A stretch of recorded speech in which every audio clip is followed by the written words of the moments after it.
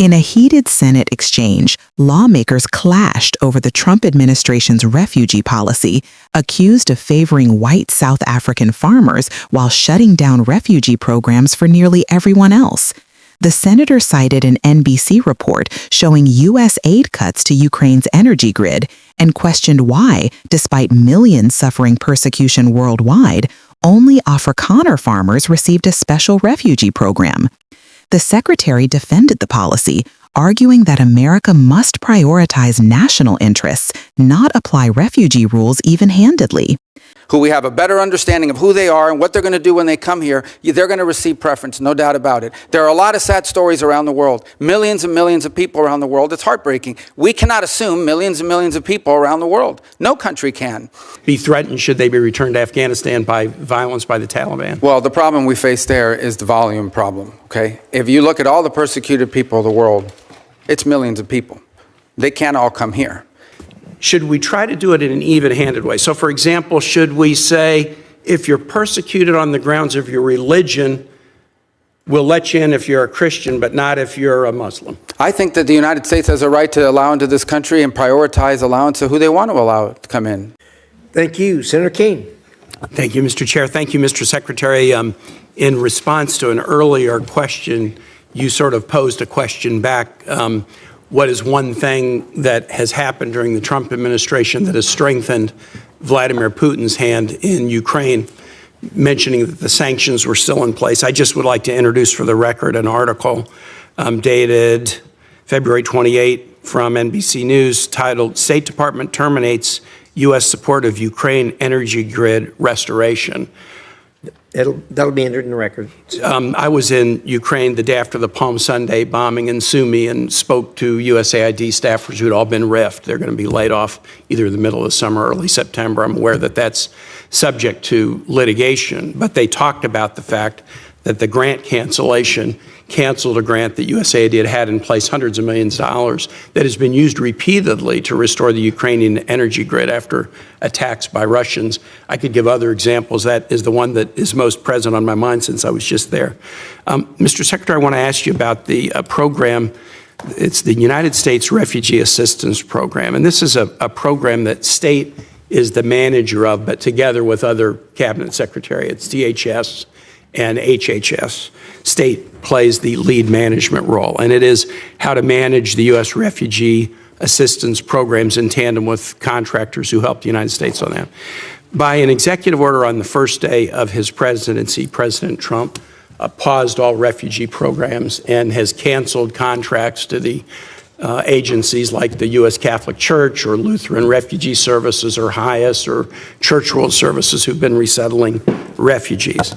Those programs are paused. There's litigation about it, but as far as I know, the United States is not, or the administration has not withdrawn the executive order. So there's essentially from this administration no refugee programs for anyone except. In early February, the president announced a special refugee program for Afrikaner farmers, justified A, by some concerns about South African foreign policy, but B, a claim that these were persecuted individuals. So right now, the U.S. refugee program allows a special program for Afrikaner farmers, the first group of whom arrived at Dulles Airport in Virginia not long ago, while shutting off the refugee program for everyone else. Do you think Afrikaner farmers are the most persecuted group in the world? I think those 49 people that came certainly felt they were persecuted, and they've passed every sort of check mark that had to be checked off in terms of meeting the requirements for that. They live in a country where farms are taken and land is taken on a racial basis. Okay. Do you think they're more persecuted than Uyghurs or Rohingyas, or more persecuted than political dissidents in Cuba or Venezuela or Nicaragua, or more persecuted than those who would be threatened should they be returned to Afghanistan by violence by the Taliban? Well, the problem we face there is the volume problem, okay? If you look at all the persecuted people of the world, it's millions of people. They can't all come here. And we had refugee programs. So that were why, acting as a magnet for why people to come here. prioritize Afrikaner farmers? Well, because it's a small subset, it's a new issue, and the president identified it as a problem and wanted to use it as an example. But that's different from having these refugee programs that were basically spending money to put people up in communities and accommodate them, and it was acting as a magnet. Millions of people in this country illegally, and today the border is sealed. Let me challenge you, and I'm just going to say for the public, if you want to understand about the, quote, persecution of Afrikaner farmers, go look at the composition of the South African government. Since July of 2024, there's a government of national unity, and the opposition party to the ANC, the Afrikaner Party, the Democracy Alliance, is part of the governing coalition. They joined the governing coalition a year ago, and the leader of that party was given the remit of agriculture minister, John Steenhuisen. He is the leader of the former Afrikaner Party, still widely representing Afrikaners. He is the Minister of Agriculture in South Africa right now. I assert that this claim that there's persecution of Afrikaner farmers is completely specious. Are you aware ever during the apartheid era in South Africa did the United States establish a special program to allow South African blacks who were treated as second-class citizens in the apartheid program, a special program so they could claim refugee status in the United States? No, because I was probably in 9th grade or 8th grade at the time. Yeah, well, then I don't expect you to know. I'll just tell you, never has there been a program, a special program for Africans to come in as refugees to the United States. We've allowed special programs for people being persecuted for their religion, Soviet-era Jews. We've allowed special programs for people fleeing from communism, Cuba, Vietnam, the Soviet Union. We've never allowed a special program to allow Africans into the United States in an expedited refugee status until now. Afrikaner farmers living in a nation governed by a government of national unity that includes the main Afrikaner Party. And actually, an even more right-wing Afrikaner Party is also included in the coalition government. Now, would you agree with me, Mr. Secretary, that if we're interpreting the statutory phrase, a well-justified fear of persecution, we should try to do that in an even-handed way?